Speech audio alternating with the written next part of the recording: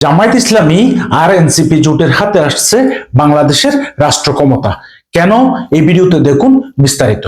কারণটা শুধু দেশের ভেতরের রাজনীতি না, এখানে যুক্তরাষ্ট্রের আন্তর্জাতিক রাজনীতিও জড়িত। বাংলাদেশের রাজনীতির এমন কিছু খবর প্রকাশ হয়েছে যেগুলো শুধু স্থানীয় না, আন্তর্জাতিক মিডিয়াতেও আলোচনার কেন্দ্রবিন্দুতে পরিণত হয়েছে।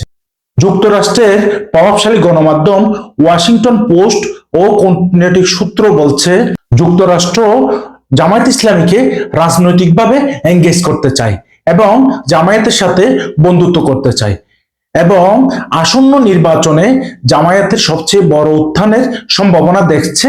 এই খবর হালকা কিছু না, কারণ যুক্তরাষ্ট্র সাধারণত তখনই এমন ইঙ্গিত দেয় যখন তারা কোনো শক্তিকে ভবিষ্যৎ ক্ষমতার সম্ভাব্য অংশীদার হিসেবে বিবেচনা করে। যুক্তরাষ্ট্রের রিপোর্ট আসলে কি বলছে? যুক্তরাষ্ট্রের গণমাধ্যম ও কূটনৈতিক আলোচনায় কয়েকটি বিষয় স্পষ্ট। জামায়াত ইসলামীকে আর রাজনৈতিকভাবে অপ্রাসঙ্গিক মনে করা হচ্ছে না।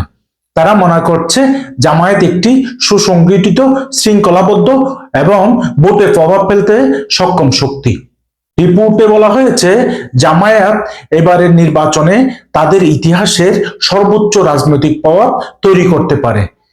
এখানেই সবচেয়ে গুরুত্বপূর্ণ শব্দটি হলো হাইয়েস্ট পলিটিক্যাল রাইজ বা সর্বোচ্চ উত্থান। এটা কোনো আবেগী মন্তব্য না, এটা কূটনৈতিক পর্যবেক্ষণ। তাহলে এখন প্রশ্ন, এই উত্থান কি একা জামায়াতের? না, এই উত্থান একা জামায়াতের না, এটা একটি জোটের উত্থান, যেখানে আছে জামায়াত ইসলামী, এনসিপি, এলডিপি, খেলাফত মজলিস এবং আরো কয়েকটি ইসলামী ও সংস্কারপন্থী রাজনৈতিক শক্তি।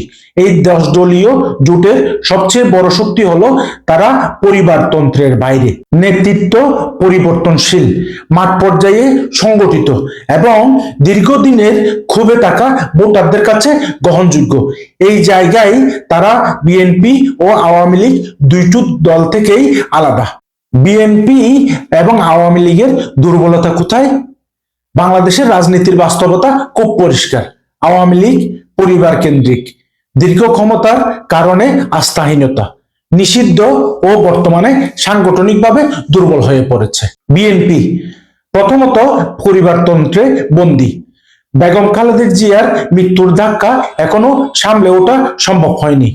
হ্যাঁ না গণভোটে দ্বিধাগ্রস্ত অবস্থান, এই দুই দলের সবচেয়ে বড় সমস্যা। বিএনপি এবং জামাত চায় ক্ষমতার লাগাম তাদের হাতে থাকুক, কিন্তু মানুষ চায় আইনের শাসন। এই ফাঁকটাই পূরণ করছে জামায়াত এনসিপি জোট। এখন প্রশ্ন হচ্ছে, কেন যুক্তরাষ্ট্র এই জোটকে গুরুত্ব দিচ্ছে? এখানে একটি বিষয় খুব পরিষ্কারভাবে বুঝতে হবে। যুক্তরাষ্ট্র আদর্শ দেখে না, তারা স্থিতিশীলতা ও ভবিষ্যৎ ক্ষমতা দেখে। তারা দেখছে এই জোট গণভোটে পজিশনে ক্ষমতার সীমা চায়, প্রশাসন ও নির্বাচন কমিশনের স্বাধীনতার কথা বলছে। পাশাপাশি তারা যুক্তরাষ্ট্র এবং ভারতের মতো দ্বিকক্ষ বিশিষ্ট পার্লামেন্ট গড়তে চায় এবং ক্ষমতার বিকেন্দ্রীকরণ চাই। অর্থাৎ এই জোট ক্ষমতায় এলে একক স্বৈরাচারী শাসনের সুযোগ কম থাকবে।